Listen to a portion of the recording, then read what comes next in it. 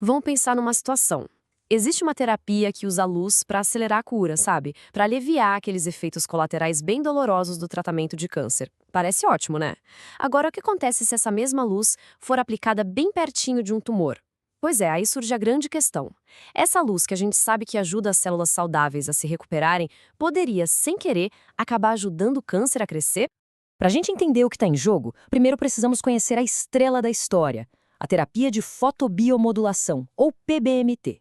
Pensa nela como se fosse um empurrãozinho de energia luminosa para as nossas células. Ela ajuda a acelerar a cicatrização e a diminuir inflamações. É uma ferramenta muito poderosa e, o melhor, não é invasiva. E é exatamente isso que nos leva ao centro do mistério que os cientistas precisavam desvendar. Se a PBMT dá um gás na atividade celular para o bem, como é que a gente pode ter certeza de que ela também não está acelerando a atividade de células que a gente queria mais é que ficassem quietinhas? E olha, essa não é só uma questão teórica de laboratório. Para os médicos e, claro, para os pacientes, isso é um dilema da vida real, especialmente no tratamento de câncer de cabeça e pescoço. Então, a situação é a seguinte: a terapia com luz é fantástica para aliviar aquelas feridas bem dolorosas na boca, a tal da mucosite oral, que é um efeito colateral super comum do tratamento de câncer.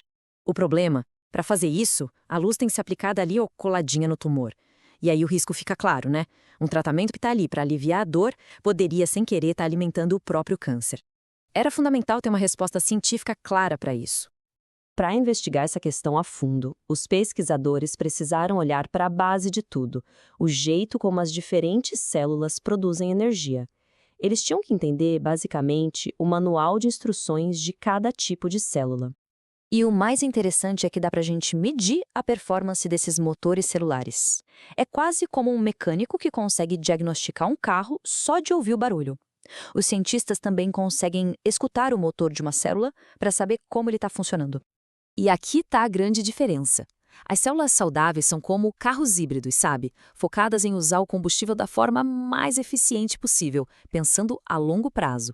Já muitas células de câncer, elas são como carros de arrancada, queimam combustível a toda, de forma pouco eficiente, só para conseguir matéria-prima e se multiplicar na maior velocidade possível. E os cientistas têm uma ferramenta incrível para isso.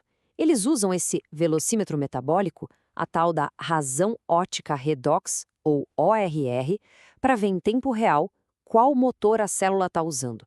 É como se a gente tivesse uma janela para dentro da célula, vendo tudo acontecer sem precisar interferir. Com essa ferramenta em mãos, finalmente os pesquisadores podiam botar as células à prova e responder à grande pergunta. Eles criaram um confronto direto. De um lado, células saudáveis, do outro, células de câncer. A ideia era simples: vamos ver como cada uma reage à luz. Então, o que os pesquisadores fizeram foi montar um verdadeiro confronto científico. Eles colocaram frente a frente esses dois tipos de células, as saudáveis e as cancerosas, e aplicaram nelas exatamente o mesmo estímulo de luz.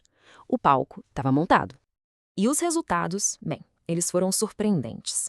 As duas células não poderiam ter reagido de jeitos mais diferentes. A primeira grande pista veio daquele velocímetro metabólico. A luz fez com que as células cancerosas pisassem ainda mais fundo no acelerador da glicólise. Já as células saudáveis nem se mexeram. O motor delas continuou estável, no mesmo ritmo. Logo em seguida, um sinal de estresse celular, as chamadas espécies reativas de oxigênio, ou ROS, disparou 30%. Mas, e isso é o mais importante, esse pico de estresse só aconteceu nas células cancerosas. As células saudáveis não mostraram nenhum sinal de alarme. E até o jeito de produzir energia foi diferente. O tempo, o que os cientistas chamam de cinética, não bateu. As células de câncer tiveram uma explosão de energia rápida, logo no começo. Enquanto isso, as células saudáveis tiveram um aumento mais lento, mais gradual e controlado. Mas a descoberta mais crucial, o ponto final da história, foi sobre o crescimento. A terapia com luz, sim, incentivou as células saudáveis a se multiplicarem, o que é ótimo para curar feridas como a mucosite. Só que ela não teve o mesmo efeito nas células de câncer. Elas simplesmente não se multiplicaram. E quando a gente junta todas as peças, o quebra-cabeça se monta e a imagem fica cristalina. O que temos aqui são duas histórias biológicas completamente diferentes. Em cada uma dessas métricas que foram analisadas, as células saudáveis e as cancerosas seguiram caminhos totalmente opostos em resposta à luz. Tá, então qual é o veredito final dessa investigação toda? E o que isso significa na prática, para o futuro dessa terapia? O ponto crucial é este: a terapia com luz não é um estímulo tamanho único. A resposta depende totalmente do estado inicial da célula. Se ela é uma híbrida, eficiente, ou uma drag racer de crescimento rápido, isso muda tudo. E por que isso é tão importante? Porque significa que uma terapia que melhora e muito a qualidade de vida de um paciente pode ser usada com muito mais segurança. Essa pesquisa dá aos médicos e aos pacientes a confiança de que não estão, sem querer, dando uma forcinha para o tumor. E toda essa investigação nos deixa com uma última reflexão, uma provocação.